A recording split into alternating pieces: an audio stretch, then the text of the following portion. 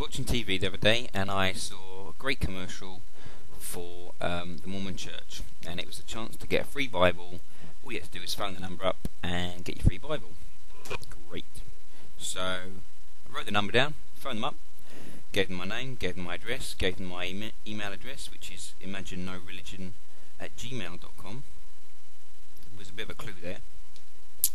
And they told me that they could either mail it to me or they could deliver it by hand. And I chose the hand delivery method, and I received my slightly tatty in use, but nevertheless free version of the Book of Mormon, not the Bible as I was promised. But apparently this is part of the Bible. So according to Mormons, this is, and it even says on the front, in case you don't believe them, another testament of Jesus Christ, so it must be.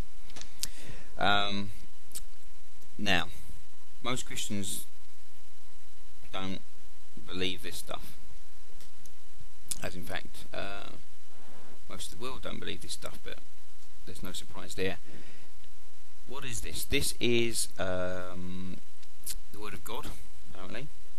It was revealed to Joseph Smith in 1823 on September 21st. He miraculously got visited and was dictated this by God.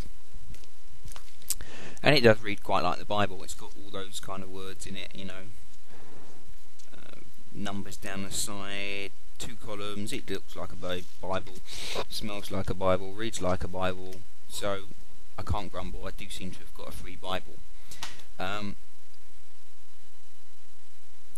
They basically believe Jesus went over to South America for a bit of a trip, and that Christianity flourished in South America way before the Europeans arrived, and that the Book of Mormon was written on golden tablets, but those tablets were in danger of getting stolen, so they were buried and they were lost.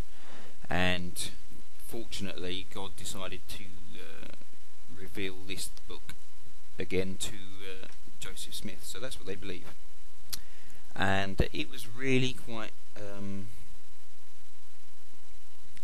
unnerving how much they believe this and how persuasive they were, and how not plausible, but how they could explain these ridiculous claims so nonchalantly, unflinchingly, as if they made as if they weren't ridiculous. And these guys were well dressed, well groomed, they're well spoken, and they seem to be fairly articulate and fairly intelligent, and yet they believe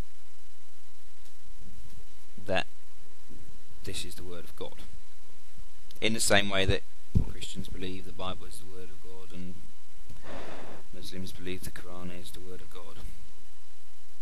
And it seems to me that once you've latched onto something, you can pretty much fool yourself into believing anything. So I'm going to be in dialogue with these guys. I'm actually going to visit their church, and we're going to have further discussions. They know my perspective. They know that I do not believe that there is a God, and that I'm just curious and poking around and finding out stuff. They gave me these 2 supplementary reading materials, the Restoration, the Plan of Salvation. Now, towards the end of their visit, which was, I'd say, about an hour and a half, I asked them how they fund doing this, and apparently each of them had saved $17,000 of their own money and was embarking on a 2-year Mormon missionary. So they've each given up 2 years of their life and 17 grand to go around delivering these Bibles every single day of the year, which kind of astounded me, really, that people would want to do that. I admire them in a sense, that because they are trying to do what they believe is right. I admire them in the sense that they're prepared to give so much of their time to deliver a message. It's just unfortunate that the message is complete and utter nonsense, and it's a shame that their efforts aren't directed more effectively to truly helping people. But I'm going to be in a dialogue with these guys, and they're going to try and make me into a Mormon, I'm going to try and make them into an atheist, and we'll see how it goes.